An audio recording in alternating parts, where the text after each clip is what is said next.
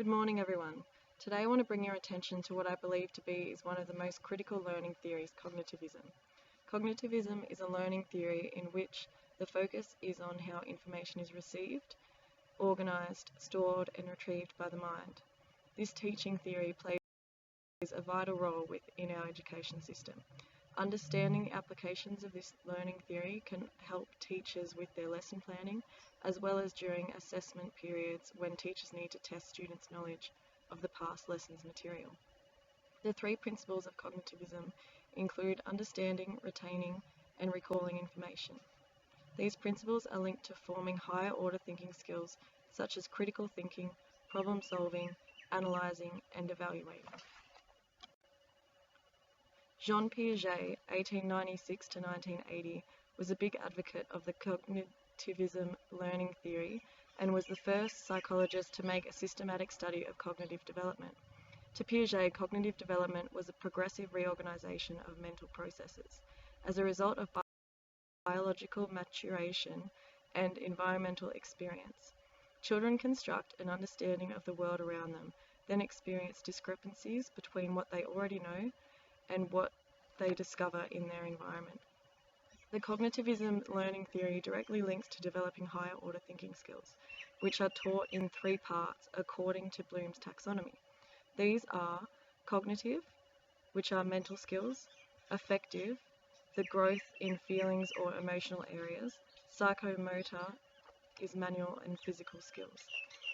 The cognitive domain is the most important of these three, as it involves knowledge and the development of intellectual skills. So, how do students learn when teachers implement this cognitivism theory? The three principles of cognitivism, understanding, retaining, and recalling, are very specific objectives within this learning theory, and teachers must structure their lesson plans to take them into consideration.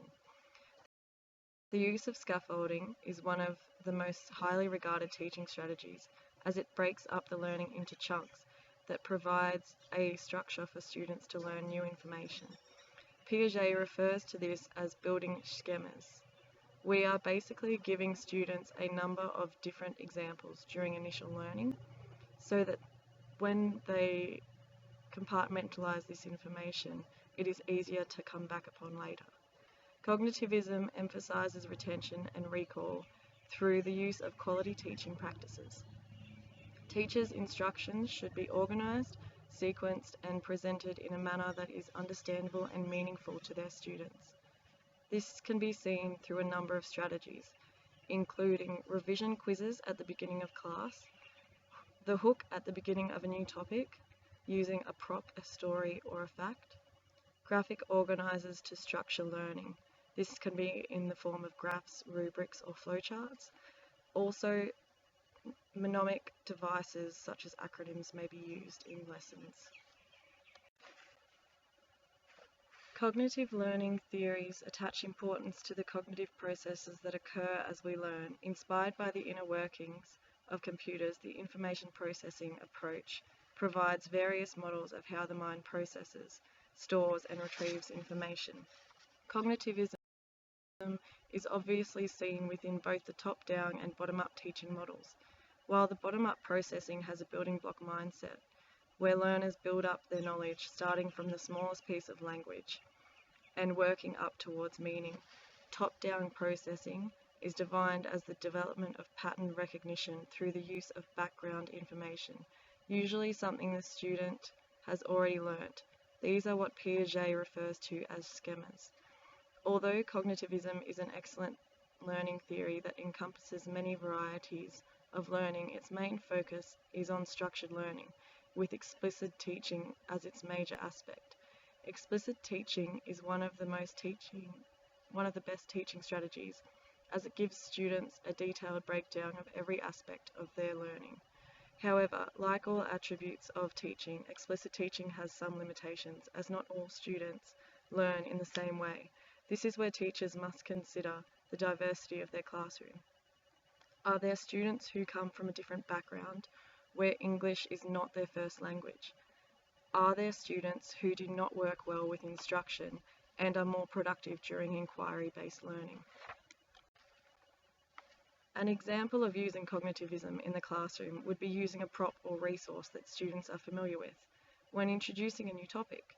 For instance, in geography, we may choose to show Finding Nemo, a Pixar film based in the Great Barrier Reef.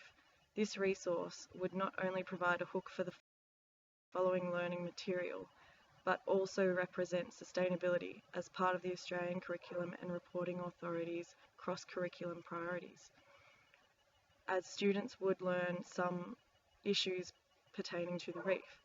I think it is important to use props and stories to help enthuse students about new learning material, especially in junior schools, as many of my primary teachers used this strategy while we were in school.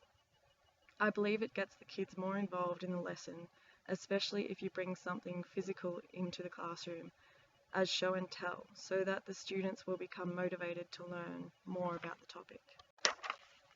Although I have stressed the importance of cognitivism as a learning theory we must use within our classrooms, it is also necessary to combine this teaching theory with others, such as behaviourism and constructivism as well.